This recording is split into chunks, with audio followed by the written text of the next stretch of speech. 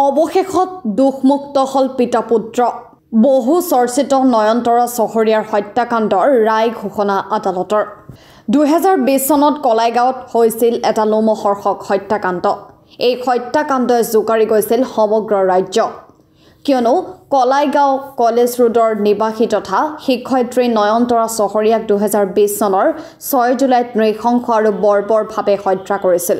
এই ঘটনাত তাৎক্ষণিকভাৱে আৰক্ষীয়ে নয়নতৰা চহৰীয়াৰ স্বামী উপেন চহৰীয়া পুত্ৰ হিৰক জ্যোতি বৰুৱা ঘৰত কাম কৰা সহায়িকা আৰু এগৰাকী ৰাজমিস্ত্ৰীক অভিযুক্ত কৰি জেল হাজতলৈ প্ৰেৰণ কৰিছিল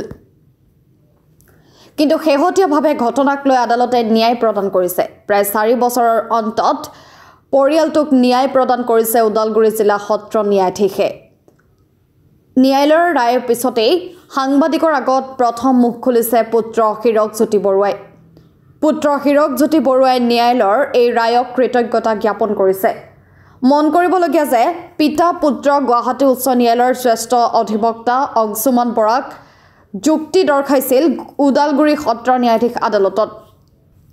প্ৰশ্ন উত্থাপন হৈছে আৰক্ষীৰ ভুল ভূমিকাৰ বাবেই পিতা পুত্ৰই 3 বছৰ 8 মাহ 19 দিন জেল হাজতত থাকিব লগা হল নেকি হয় আমাৰ এই 2020 চনত মোৰ মাতৃৰ মৃত্যুত আমাক এটা মনে সজা কাহিনীৰে দুখী সজাই আমাক আদালতৰ মহামান্য আদালতত এটা গোচৰ তৰিছিল এই সংক্ৰান্তত মই ক'বলগীয়া এইটোৱে যে এই গোচৰটোৰ সকলো তথ্য প্ৰমাণ আদালতত চালি জাৰি চোৱা হ'ল এই ক্ষেত্ৰত আমাৰ জ্যেষ্ঠ গুৱাহাটী উচ্চ ন্যায়ালয়ৰ জ্যেষ্ঠ অধিবক্তা তেওঁ পুংখানুপুংখভাৱে সকলো বিষয় কোৰ্টত দাঙি ধৰিলে আৰু সকলো আজি সন্মুখত আহিল যে এই গোচৰটো এটা মনে সজা কাহিনীৰে কিছুমান লোকৰ স্বাৰ্থ সিদ্ধিৰ বাবে এই ঘটনাটোত আমাক দুখী সজাইছিল গতিকে মই এই মহামান্য আদালতখনক লৈ সদায় কৃতজ্ঞ হৈ ল'ম তাৰ লগতে এই ক্ষেত্ৰত আইন ব্যৱস্থাৰ আৰু এটা কথা মই ক'ব বিচাৰোঁ আজি 4টা বছৰে আইন ব্যৱস্থাৰ ওপৰত বিশ্বাস কৰিয়ে ধৈৰ্য ধৰি আছিলোঁ আৰু আজি আমি ন্যায় পালোঁ কিমান দিন আগতে ঘটনাটো হৈছিল এইটো 4 বছৰ আগতে হৈছিল ঘটনাটো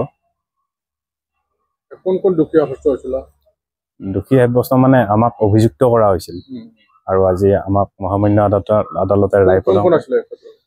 এই ঘটনাটো মই আৰু মোৰ দেউতা আমাৰ ঘৰত কাম কৰা তিৰোতা এজনী আৰু এই মিস্ত্ৰী এজনক আসামী সজাই এই গোচৰটোৰ ওপৰত মানে আৰম্ভ কৰা হৈছিল আৰু